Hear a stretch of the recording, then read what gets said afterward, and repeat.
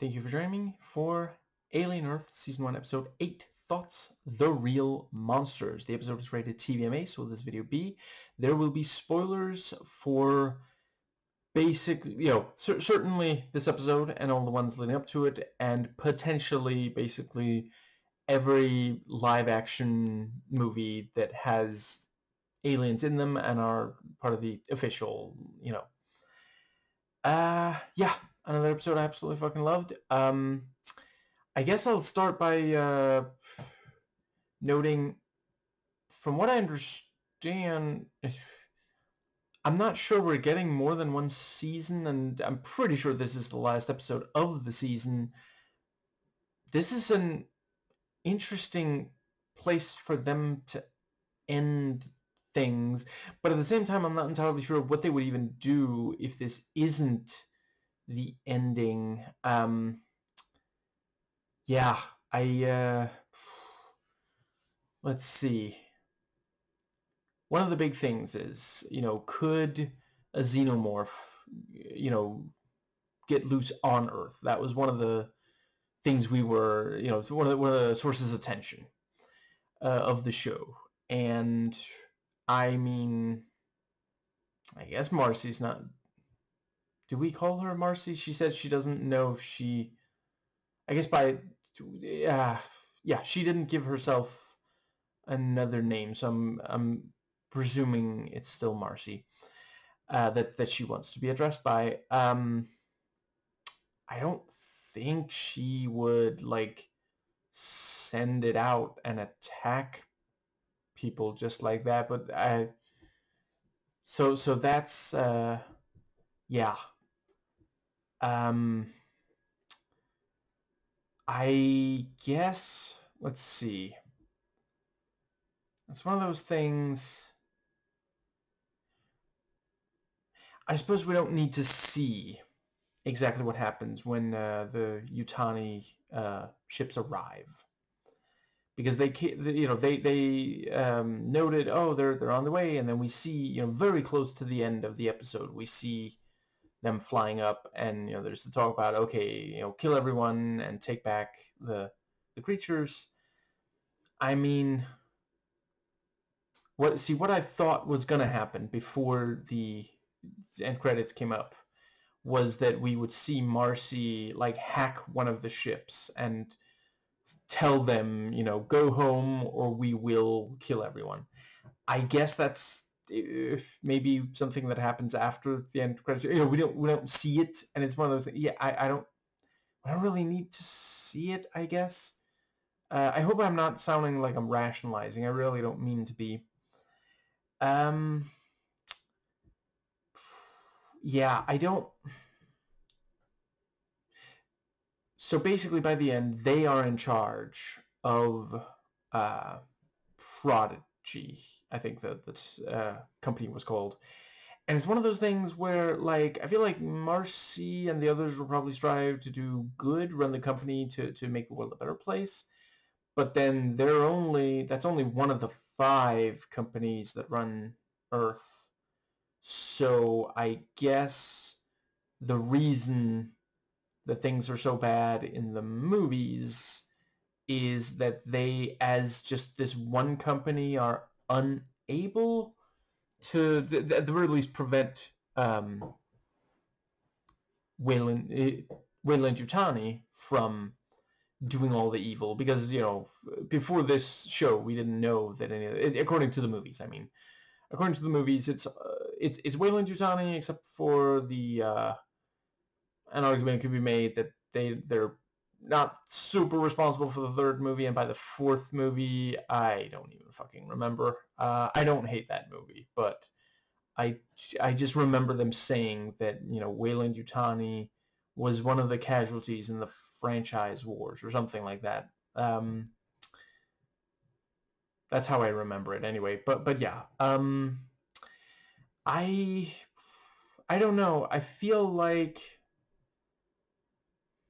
I don't hate the idea of ending the show saying, they're the ones in charge of this company, and we're kind of left to do exactly what they do as leading the company. Like if they're what's the word? If they are particularly able to do a lot of good, because it is, of course, it's just still one of the 5 companies. But the thing is that this is a prequel, and we already know, certainly they don't stop Yutani. I think this ending would have worked better if we didn't know what happened after. Because, Noah Hawley is really great with ambiguity and kind of letting us kind of figure out, where does it go from here, and is this a good thing or a bad thing automatically, kind of thing. Yeah, I don't know. I think one of the biggest, based on this season, and so far it seemed, I have no idea if we're getting more, but I feel like they said that we were only getting 1 season.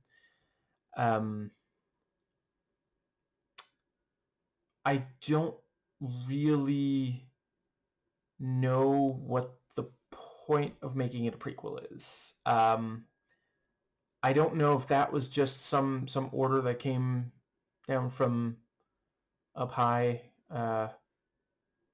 Disney, maybe Mickey himself said, "You have to set it before." Because I don't really see anything in the season that just necessitates it. That's the word I'm looking for.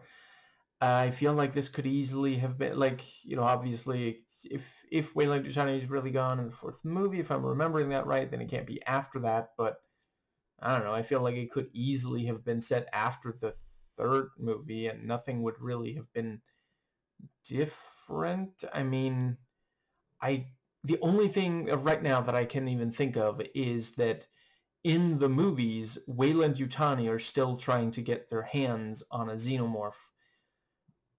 So obviously they can't, let's see.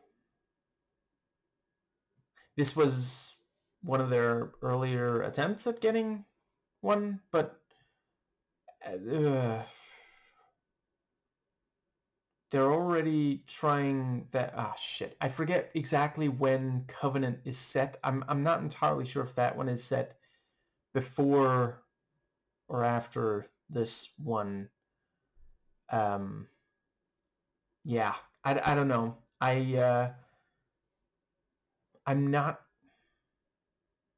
I don't have more to say about this. Let's see. I think the I really appreciated how much expectation subversion there is in this episode. Yeah, I did not really. I had not guessed very much at all of. Yeah, like, one of the only things I figured was that, there would be some, friction between Marcy and Joe. Other than that, yeah, this was all, but yeah, they did a really great job. Yeah, okay. One thing I will say, if we're really not going to get more, then, I mean, I don't need to see it, but I don't really know what, I mean, the fact that they specifically show that Eileen, my nickname for the alien, transfers to Arthur. And it is cool to see, his clearly dead body reanimated by Eileen. Ultimately, that doesn't, I mean, yeah, if we're not getting more than this, then we're not going to see what happens there. And at the same time, it's like, I mean, the Lost Boys are completely in control of the facility. So I'm not sure that he could accomplish much. I guess it's not impossible that he could get on the boat and escape the island. Because maybe, do we know if Eileen knows what the host knows? I guess that's not clear, because certainly he knew the code. Arthur knew the code. I think that might pretty well cover the overarching. But yeah, appreciated the various. I mean, pretty much every scene had something great, as per usual. Now I gotta go find another show for. I think after I've recorded this, I'll check if Fargo is on Disney Plus, because if not, I'm really gonna miss watching.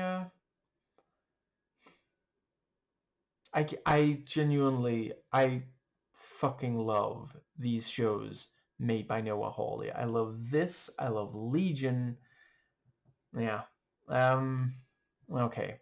I think that might be it for the overarching stuff. I thought they did a good job. There were a couple of things where it's like, well, we've been waiting for that. So it was great to see.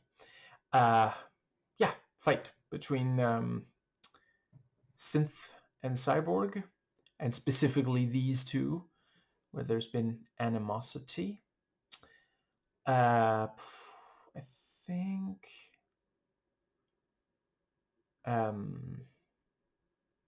Yeah, Eileen out of her cage. I think that might pretty well cover everything. Yes, and the Venus flytrap in action.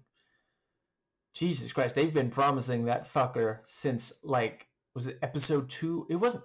Was it episode 1? No, it wasn't episode 1, because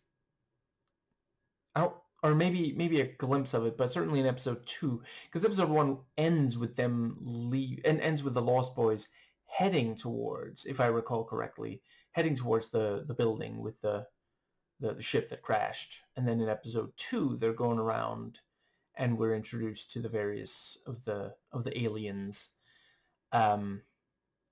Yeah, it was worth it. It was worth the wait. It was really fucking cool. Yeah, I think that's yes. So, scene by scene. Fuck, I don't remember the first scene of this episode. We're just gonna so one of the first, certainly, is that yeah. Boy Cavalier has pulled a Donald Trump and put kids in cages.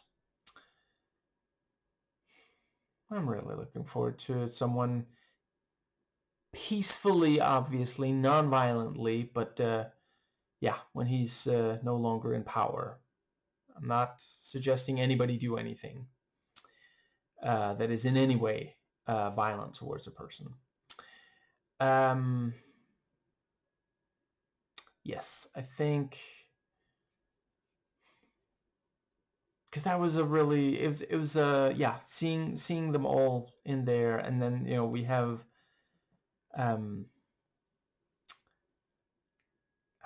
shit, what was her real name? I'm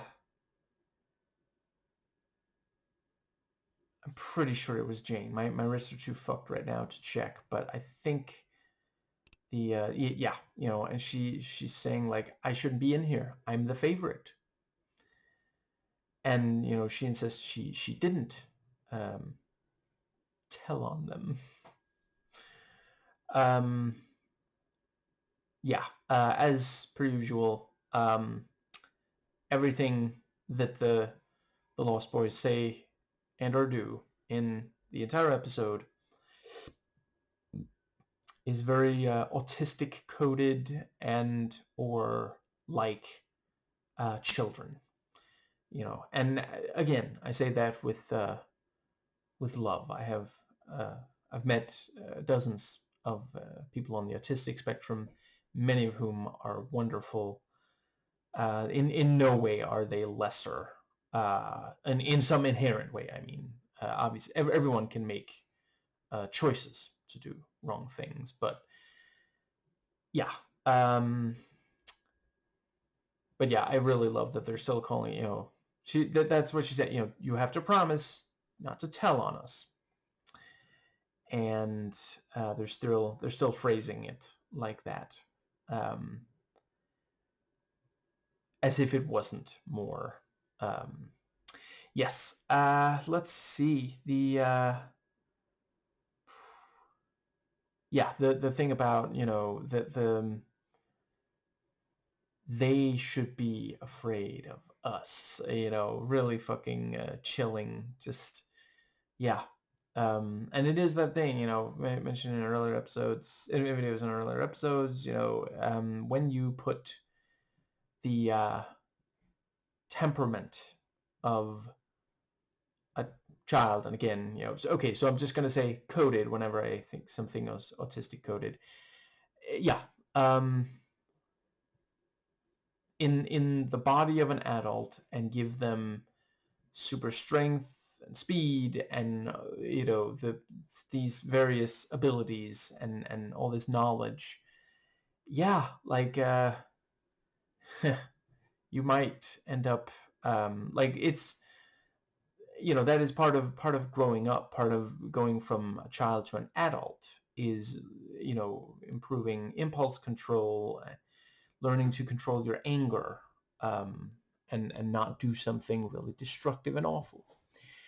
And of course, some people never mature past childhood, and they end up either Donald Trump himself or in his cabinet or social circle. Yeah. I feel like there was something else before right. I fucking love the camera from above and slowly approaching, when the cell with Joe and Morrow. And let's see, I feel like there was something else. Oh, maybe that is where it's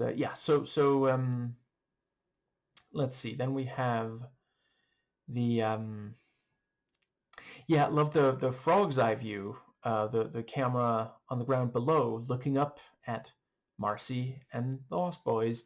Now that it's like clear they're dangerous, and yeah, the again we have some more really really compelling exploration of this thing of like, what are we even,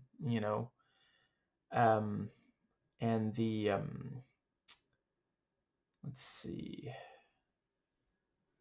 the thing about that we're like ghosts. What do ghosts do? And I love this, haunt people. Yeah, that is what they spend the rest of the episode. The tech ghosts. Weeknights on CBS.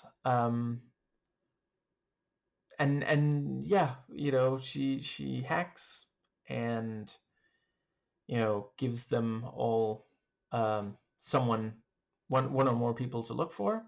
This was playing hide and seek, and nobody touched my brother. Which I love the ambiguity of that, because she's just said, we're gonna they're gonna hurt people. She doesn't say nobody, my brother is not going to be hurt by any of us. So, hypothetically, maybe when she says nobody hurt my brother, she's saying, nobody beats my brother to death but me. Or maybe she is conveying that nobody should hurt him. Or maybe it's going to depend on how the conversation between them goes, Yeah, I think that pretty well. Yeah, and her, so yeah, now she can do it without touching a screen even, that used to be a limitation, but she can just, yeah. Uh, I believe it's called techno. I don't know exactly how to pronounce it, if it's technopathy or technopathy. But yeah, I believe that is the term for it. Essentially, think it's like a combination of technology and telepathy. Being able to remotely, um, and with your mind, being able to um, affect technology. And yeah, she makes static and cuts all the feeds and all this. And again, I'm sorry. In real life, I try not to um, take any joy in the misfortune of people I can't stand. I still, it truly is horrible that Charlie Kirk was assassinated. And I do feel, I really feel bad for his kid, kids.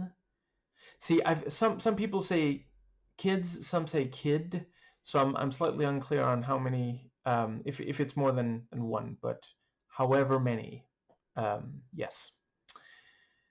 But sometimes when it's fiction, I can be, yeah, I can take a little bit of petty joy in things going wrong for Boy Cavalier because he's such a fucking asshole. Yeah, and the fact that he's sitting there, he's watching back the recordings of Marcy from before, and barely paying attention as he's being told. Like, this is stuff that should interest him, And let's see, it's Kirsch who points out, the thing about, don't be mad, be smart. And you have the thing about, well, I am smart. My brain's the size of a planet, so he's one of those guys. Jesus Christ. But yeah, Kirsch pointing out, I forget if it's been said already, but yeah, uh, Boy has ADHD, and there was something about his medicine, so maybe he hasn't been taking it, or maybe he's due to take it now or something. It's yeah. And yeah, it is true that at least some, as he said, he specifically says your form of ADHD comes with lessened impulse control, and it is true. That doesn't mean that they're lesser, but it is something to just, if you have it or you're helping someone who has it, to keep an eye on. That's all. Yeah, I think that, yeah, because today you really can't be too fucking careful with so many, like, conservative talking heads and people in government basically expressing eugenicist views. So now, when you just say, oh, hey, this particular um, shit, diagnosis, that's what it's called. This, comes with, these particular traits, like, yeah, just sadly some conservative talking heads would say, oh, well, uh, I guess we should just let them die, or, oh, lethal injection, or is that only for homeless people? Um, Jesus fucking Christ. I take solace in the fact that, we're not going to give up. We're going to keep fighting, non-violently, obviously, and eventually we're going to get these fucking fascists out of office. And yeah, we gotta really move the Overton window way back. Yeah.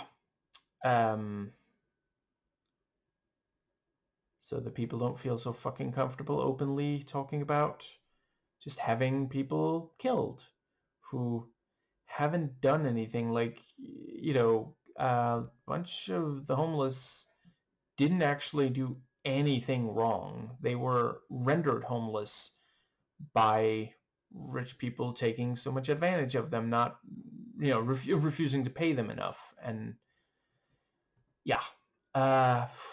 Anyway, Jesus fucking Christ. We're not giving up. That's the important thing. And fascists always lose in the end. There's that thing about they actually don't tend to last that long, like fascist regimes. Anyway, we are moving the fuck on. So, yeah, the various hauntings, very, very nicely done. The thing, Dame getting this, repeat, um, to yeah, make her feel bad about, because yeah, she, like, I do think she meant well. Certainly, some of the things she's said and done over the course of the season do bear that out. But at the same time, like, yeah, there was the thing about, well, erase, take away who Nibs is. Arthur refused. Dame could have as well. I mean, yes, okay, then they'd both be out of a job, but she still did agree. It's there's that I can never remember what it's called. Is it just called the feckless liberal? Something like that, goddamn fucking liberals. Yeah, I probably at this point don't have to say it, but yeah, I'm progressive. I'm way to the left of liberals. Anyway, not that there's a lot of conservatives today who have no fucking clue how much we on the far left hate liberals. Like, I think a case could be made that we hate liberals more than conservatives do, but conservatives are still stuck on saying, oh, this will really own the libs, and meanwhile we on the far left are like, okay, if you want to own the libs, like, that's not really, we're not going to stand in your way of that. Like, we're obviously, a lot of the things they do to own the libs are harmful, so we're opposed to that, but that's, yeah. Right, I do just briefly got a note. The Quarrators podcast have recently been doing a series of, like, stuff about war. They did one, shit, I guess by now a fucking week ago, War on Men, and just to be clear, they're not actually like manosphere chuds or anything. It's in jest, but they spend some of that episode just roasting the fucking shit out of Andrew Tate, and I'm fucking here for it. It gives me life. God, that felt so fucking good. Yeah. Yes. The Tate brothers can very much go and fuck themselves. Yes, I think the let's see. Yeah, I guess I've said what I had about Dame. She, if yeah, I mean, she's still alive by the end of the episode. I think she should probably work on getting better at not getting snuck up on, because it happens twice in this episode. Like, if you're not 100% a human being, you can probably sneak the fuck up on her and she won't even know until you're right there behind her. um I don't know, maybe she's just that ready for the big push. Maybe she's not absolutely terrified. um yeah, that was one of the earliest scenes. That might actually have been the first scene, her going to the graves. And yeah, um god damn it, if that does not fucking spell, like, just, yeah, feckless liberal. She's just going there saying, I'm so sorry that this happened to you. I will I will make a really, really pointless gesture as a bit of political theater and not make any meaningful change. Like, motherfucker, they're in the building. You know where they are. Are you even gonna try to get them out? Like, I realize she couldn't, like, stage a prison break herself or something, but, like, has she tried talking to Boy? Like, just, yeah. I guess I'm not quite used to people being able to hit a xenomorph and it not dying from it, but I don't know. It didn't bother me too much. Yeah, I think that right, and that was also really cool. Her giving orders to the xenomorph from inside the fucking, which, like, I mean, I think there's a pretty decent chance that they have, like, ridiculously good hearing, the xenomorphs. I've heard a theory that they actually, they don't have visible eyes. It's possible they do have eyes, but the some of the games say, oh, it's like pheromones. That's how they see. But I've heard a theory that shit. I'm talking about this. I'm specifically talking about the AVP games, at least the first two. Fuck, I don't even remember about the third one. Jesus. I played that game, anyway, it's not the worst thing in the world. I just wasn't as impressed by it as the first two. Moving on. Yes, the where were we? We were at the shit. We were at yes, site. Echolocation, I've heard, as a theory for how the xenomorph sees, which would certainly suggest, yeah, a very acute sense of hearing, sense of sound, whatever. Yes, I think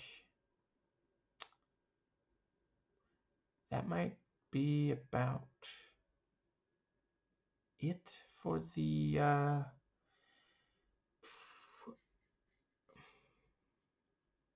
but that is also, yeah, the fact that, I mean, they even say, we got to get out of here, instead of trying to appeal to Special K up there, or talking to them and like seeing if they're okay in their cell. She's literally endangering herself to do this meaningless gesture that, like, let's be honest, is for her. Like, it makes her feel better, but it doesn't do shit for, like, yeah. Really, really great job on showing how, because it's a problem. Like, right now, Democratic leadership is doing way too fucking little in America. The Republicans are really seizing Charlie Kirk's death and insisting that, they should make sure trans people don't have guns, maybe lock them up for being trans, when there's, like, I mean, is anybody at this point even still claiming that the shooter is trans? Like, it's pretty clear that Tyler is cis. I've heard some say that, oh, the roommate who may have been the partner is trans, and that means that trans people themselves are dangerous because the trans person, like, by that, like, does that mean that we cishet white men are just so weak that we just can't help but go and kill someone if we know a trans person? Like, it makes no fucking sense, but Republicanism hasn't ever really needed to make sense. It always appeals to the just feelings, and yeah. I saw someone point out that Charlie Kirk is worth more to them dead than alive, and yeah. I mean, listen, how much does Trump really seem to care about Kirk? Like, it was, you know, he was specifically asked, like, it's such a softball. How how do you fuck that up? Like, specifically, how are you holding up? I think pretty good. Anyway, trucks. Like a fucking 5-year-old. Jesus Christ. And then Kimmel got canceled, and yeah, there were financial consequences. I forget the number, but god damn it. I think Disney were the ones, yeah, some large corporation certainly, and they lost a bunch of money because people were like, you're really gonna fucking censor him for just putting, like, he didn't celebrate Kirk's death, not even remotely. He was just pointing out that Trump didn't seem to care, which is like blatantly obvious. Like, what do you want? Well, I know, lies, because that's what they're also, they let's see, what was the other thing? They're gonna stop counting how many people suffer food insecurity, because that's gonna happen to a lot of people. A lot of fucking people are gonna not get enough to eat because of the, yeah, I forget the exact detail, but one of Trump's fuck ups, um, slash actions. It's the same thing at this point. And yeah, just it's really fucked up that a president can be that fucking unpopular, and such major policies of his be that fucking unpopular, and he can still just do those actions when they're clearly harmful and not, like, is not a necessary evil. It's just plain evil. I'm going on a lot of digressions. I really don't mean to be. It's just, like I said, we're not going to stop resisting nonviolently. We're going to, yes. Okay, where does that leave us? Yeah, really, really chilling when, yeah, so Kay looks at the, yeah, at Eileen, and then asks the guard, how much do you like your eyes? Jesus Christ. I guess was it, he in the episode before this one, he said, I know who to put Eileen on, and I think it is Joe. Um, Certainly in this episode, you know, uh, Adam says that that's, he gets Joe, because, like, yeah, the bodyguard is right there. He will always love you, but he's not in love with you. But I think, yeah, very cool when Marcy just unlocks the cage, and that was also quite clever of them to put the metal thing over Morrow's arm. That's really going to slow down his ability to fire energy blasts from his hands.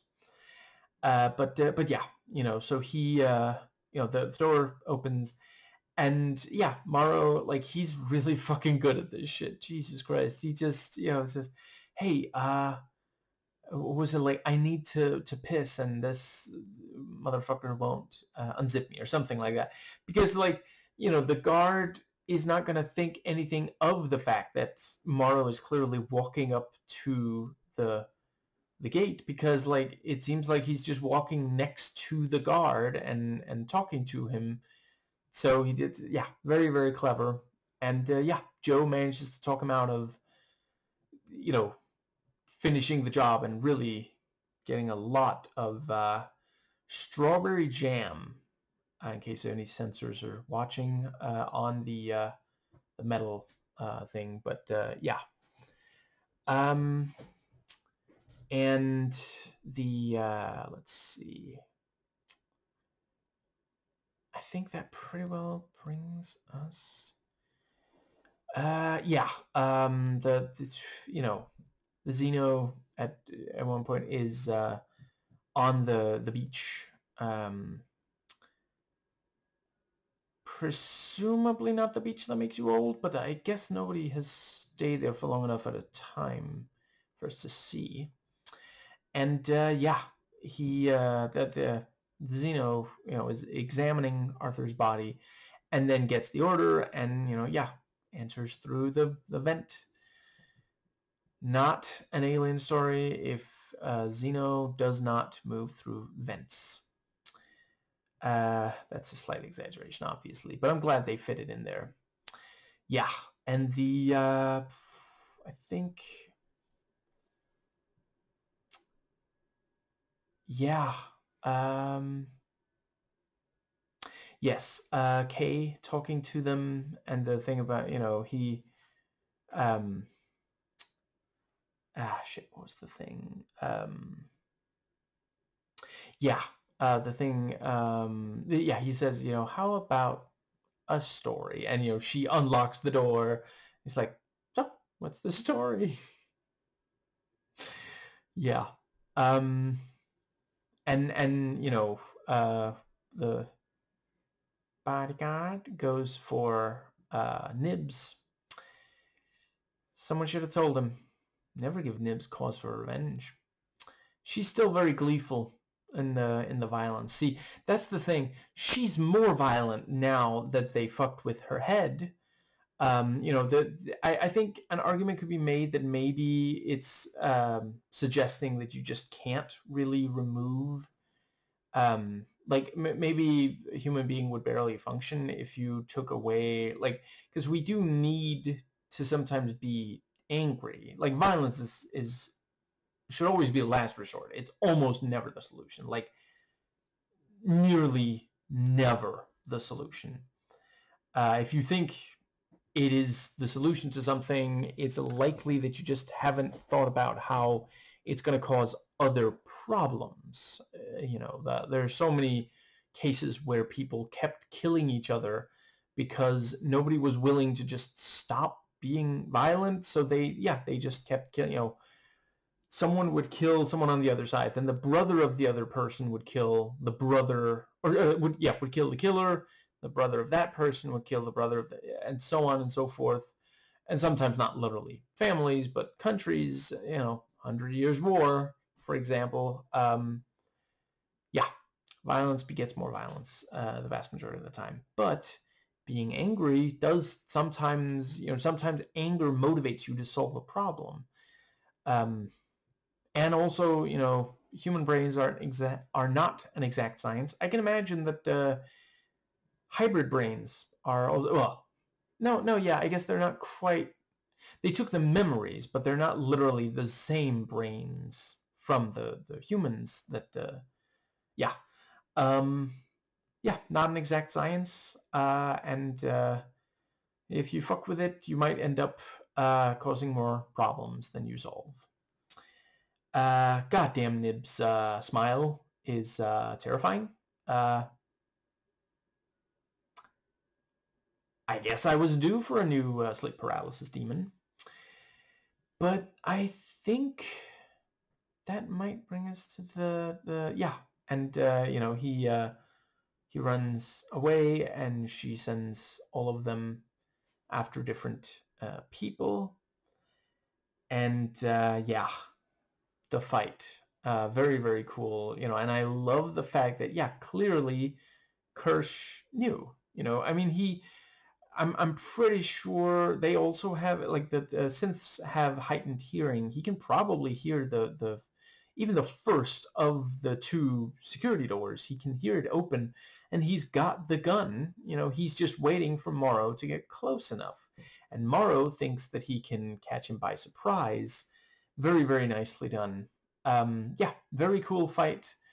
Both of them having some really cool standout moves, throwing each other into shit. And yeah, Kirsch ends up with a broken back. And I do appreciate that Morrow did finally tell Singh, I just want you to know I didn't hurt your mother. And Singh doesn't say anything. He just knocks him out, and they tie up Kirsch and take them to the cell.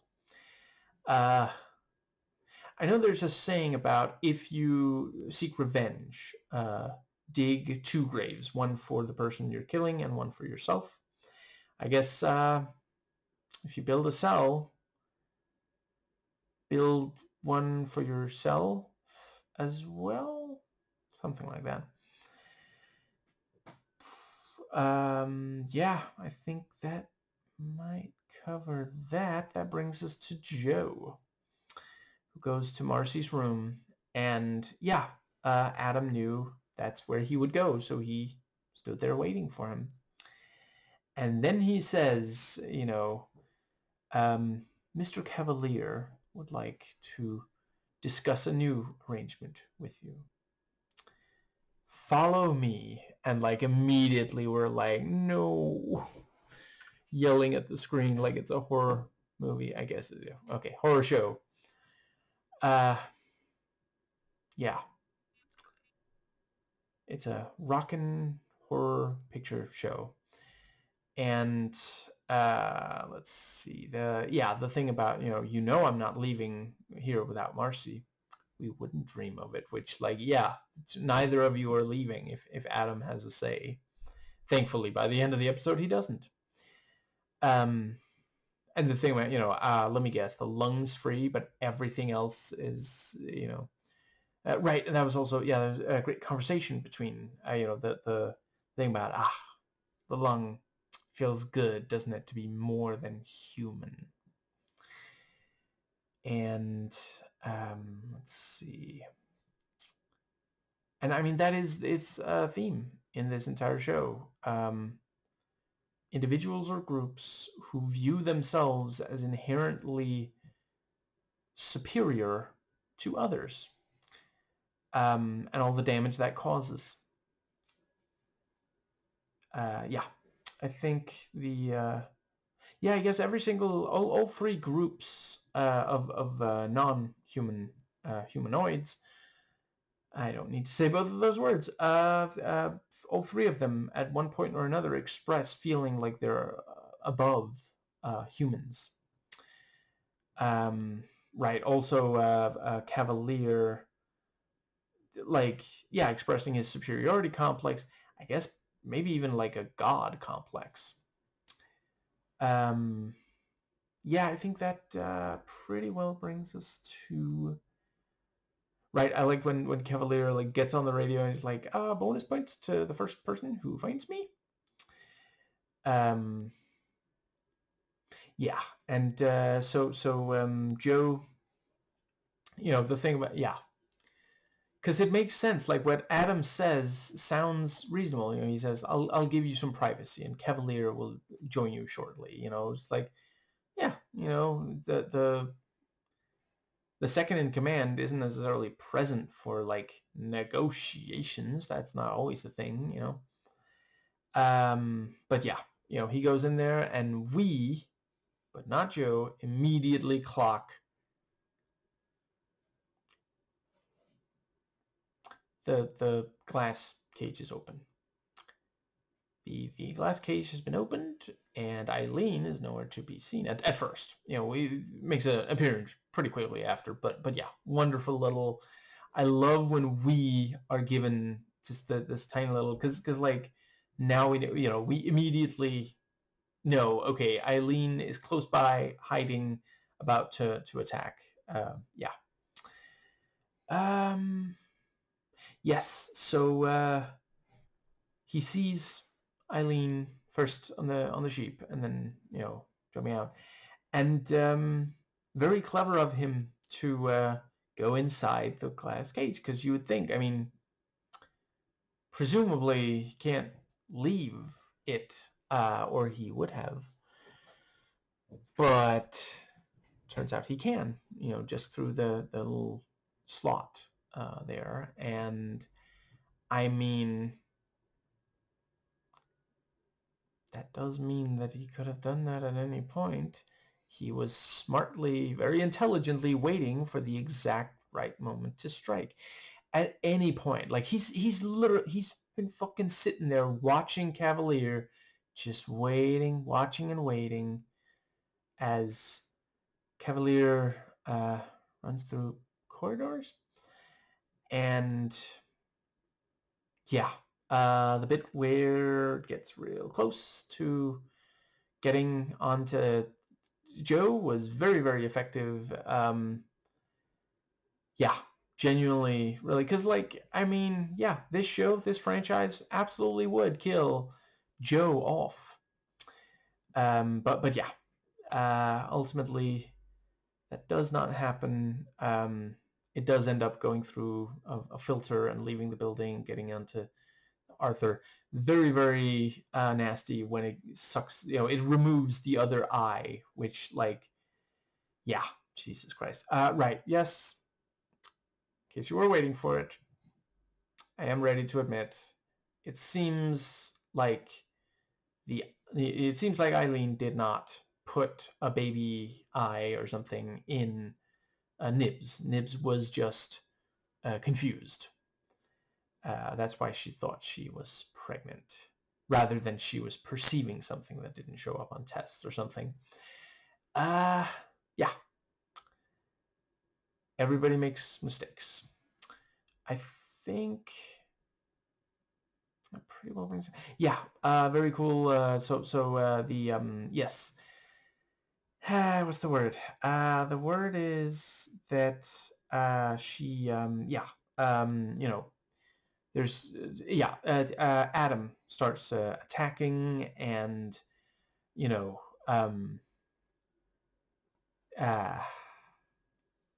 Marcy is able to stop him, with the technopathy, and great acting by him. The bits where he has to remain completely still except for his eyes. Those are the one thing that can't. So and a lot of expression in eyes there. Window to the soul and all. I think that might bring us to, yeah.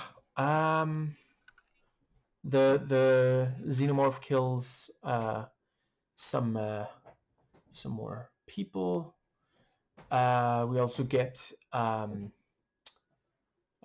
Snipes De Niro feature, fan, and some bright lighting with strobe lighting. Again, doesn't happen in every single Alien, theatrical appearance, but it happens in enough that it's a trope of the and yeah, the last soldiers are killed. I like the thing about, so we're running out of soldiers because the Xeno keeps fucking killing them. Yeah, I think that yeah, very effective that they straight up use, like, there's rain, very atmospheric for the horror atmosphere, and it's unexpected. I didn't expect to see the Lost Boys go around hide and seek with the people of the facility. That's a very different source of horror. But yeah, some of the soldiers end up inside the specimen area, and yeah, very, very cool with the flying Venus, the Venus flytrap. That's what it's called. Yeah, and gun control would have helped matters, because the fact that she shoots, ends up killing some of the other soldiers. I think that pretty well. I feel like there's one more thing. really appreciated getting, Cavalier explains, his backstory. So being as a kid, his father and the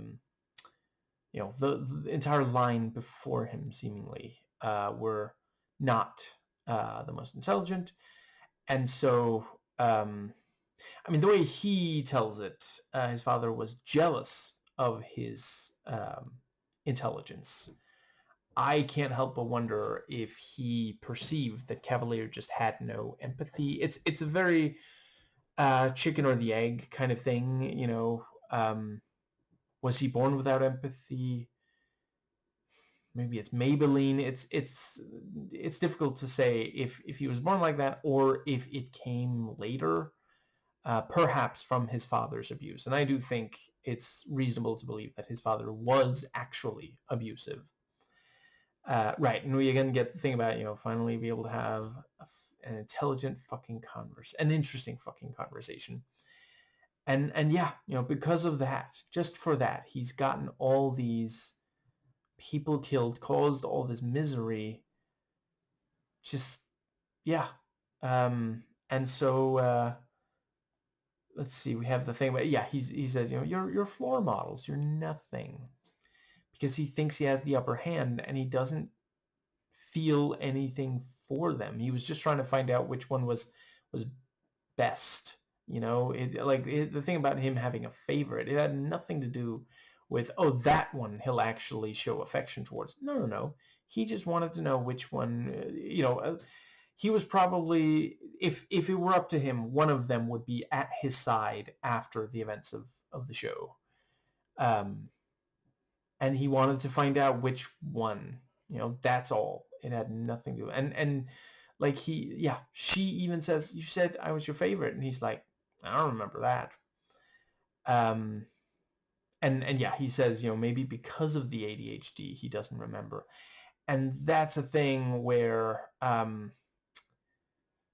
there are some people with ADHD who will use as an excuse. And unfortunately, it's also sometimes weaponized by people who do not have ADHD. I guess you just don't remember kind of thing. As someone who has ADHD, I can say it's important to have people you trust to help, with the things that you just don't remember. I think that pretty well brings us. Yeah. The thing about, he said at age 6 he built his first synth. That was the end of Daddy, or I should say, old Daddy, because then there was new Daddy, and that's clearly okay. He's either referring to Adam or Kirsch. I don't know. For some reason, I feel like it's Adam rather than Kirsch, but I'm honestly not 100% sure. But yeah, I'd be shocked if it's neither, certainly. And yeah, he says, well, the yes. So okay. So part of the reason I think it's Adam is that Adam is essentially his second in command. He has a assistant position, but high position in Prodigy. Kirsch is essentially he gets shit done, but I don't think he's more like the man on the ground than the right hand. I feel like, but that's and by the end of the episode, Marcy calls him on his bullshit. You're just another person who chose to hate, just like your father. And that's sadly, many people, thankfully not all. And it is something that, if you are in that situation, try to reach out to someone, get help, because it is, you can get to a point where you're not doing that. But sadly, there are people who grow up with at least one abusive parent who themselves become abusive. And yeah, he keeps acting like he's better than everyone, and he really isn't. yeah, it's such a compelling exploration of these tech billionaires, tech bros in real life. I think that might bring us to the and yeah, again, like sometimes Noah Hawley is just able to have characters really say something that is clearly true and in a way where it doesn't feel, I don't know, at least to me, it doesn't feel preachy. That is absolutely what Marcy would say, but it is also, in my opinion, I'm not saying we agree with everything she says or does, but I believe we are meant to agree with her assessment of Kay. But yeah, they're by the end, they're in the cell. Only Joe and the Lost Boys are outside, and well, now we have the power, and we see the both adult and chestburster Xenos. Um, yeah, I think that might cover. So let's see. I feel like there's one more thing I wanted to say. Fantastic acting on the Lost Boys now being creepy and scary, and it feeling in line with what their characters were before. And it is very much this thing of like, treat other people with empathy. In general, just you should. It's the right thing to do. But if you need a cynical reason, do it because otherwise they might come back and hurt you, like we see here, because they weren't really treated with empathy. They weren't treated like people. And that's also something called out, in this episode. I think that might cover what there is. Yeah, certainly the show did deliver on this thing of like a conflict between the three, synths, cyborgs, and hybrids. Yeah, I think that might just about.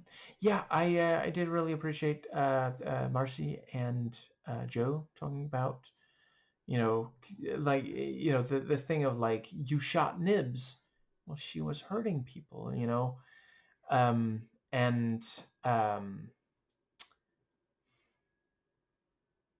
yeah, some of this dialogue, some of this Noah Hawley dialogue where he just, I love when he'll have characters just cut through the shit. She straight up says, don't say it's complicated. That's what powerless people say to not have to do, what was it, do the right thing or something along those lines, and I'm not powerless, just if you drop the thing about, I'm not powerless, or I guess you could say, well, technically nearly all of us have at least some measure of power to affect change, and we should all use it to the extent that we are able. But yeah, it is true. There are way too many people saying, oh, what do we do about this thing? It's such a complicated thing that just, and yeah, like, it's, if you insist that something is complicated, that means you don't have to actually change the status quo in any meaningful way. And that is, of course, I mean, you can see it in a lot of American politics. I'm afraid I forget what channel, but leftist YouTuber recently pointed out, um, let's see, what was it, for like 20 years or something like that, or almost 20 years, the Democrats have been saying, oh, you have to vote for the lesser of two evils, and like, yes, it is important that Republicans don't attain too much power, as we see now, but if you're not offering meaningful change, it's pretty tall order to they just keep demanding that, you know, Americans vote for them when they're not suggesting they'll actually fix things, and like there was this an analyst or something for the Democrats saying, how do we get Zoran Mamdani energy, like that kind of enthusiasm from other people without actually making change? Like, Jesus Christ, dude, the reason we're enthusiastic about him is because he's saying he's gonna make things better. You can't get that without actually credibly suggesting making things better. Like, Jesus Christ. Yeah. I think that pretty well covers. And yeah, it is also something, you know, the Israeli government really don't want us to realize that we can change things, that things don't have to be this way. There does not have to be, the IDF do not have to carry out a genocide in Gaza of Palestinians. It is simply not something that is at all necessary, but they keep insisting, oh, but, it's the lesser of two evils, which, like, obviously isn't true. And even if it were, like, you're still trying to argue for a genocide. Like, in what universe is a genocide the lesser of two evils?